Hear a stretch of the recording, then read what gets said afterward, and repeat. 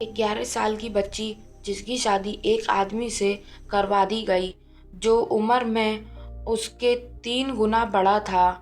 किसी को पता नहीं था कि ये लड़की एक दिन इंडिया की सबसे खतरनाक डेकोड बनेगी और फिर पार्लियामेंट तक पहुंच जाएगी।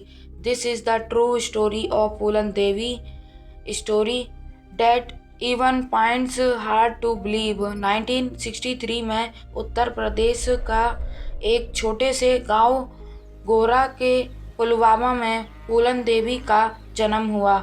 उसका परिवार माला जाति से था, नीचे समुदाय जो नीचे जाति माना जाता था। घर में गरीबी थी, लेकिन एक चीज थी जो उनके पास थी, उनकी जमीन और एक कीमती नीम का पेड़। जब पूलन सिर्फ 10 साल की थी, उनके चचेरे भाई ने धोखे से वो पेड़ कटवा कर बेच दिया। ये घटना छोटी लगती है, लेकिन यहीं से पूलन के अंदर अन्याय के खिलाफ गुस्सा पैदा हुआ।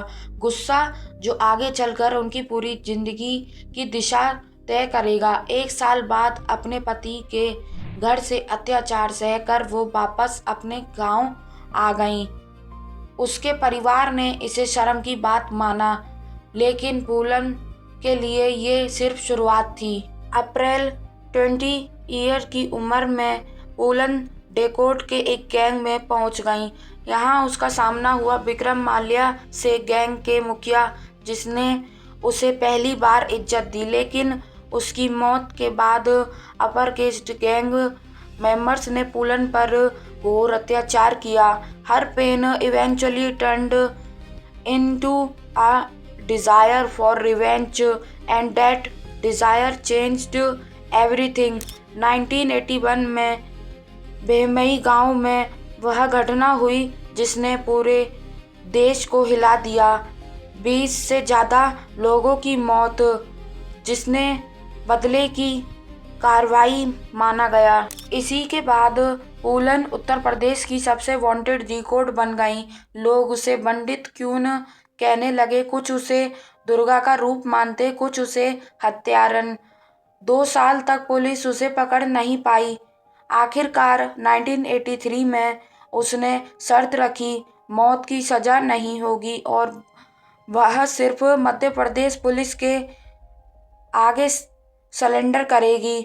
उसे 11 साल की जेल में बिना ट्रायल के रहना पड़ा। 1944 में रिहा होने के बाद पूलन ने एक नया रास्ता चुना, राजनीति। समाजवादी पार्टी के साथ 1996 में वह मिर्जापुर से मेंबर ऑफ पार्लियामेंट चुनी गई।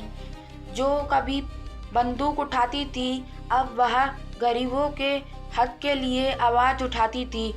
लेकिन 2001 में दिल्ली में अपने ही घर के बाहर पूलन देवी की गोली मारकर हत्या कर दी गई, बेहमई के बदले लेने नाम पर। Her story raises a question that still has no easy answer. Was she a victim, a criminal और बोथ? कुछ के लिए वह हीरो थी जिसने अन्याय के खिलाफ आवाज उठाई, कुछ के लिए वह सिर्फ एक हत्यारी थी। सच शायद इन दोनों के बीच कहीं छुपा है।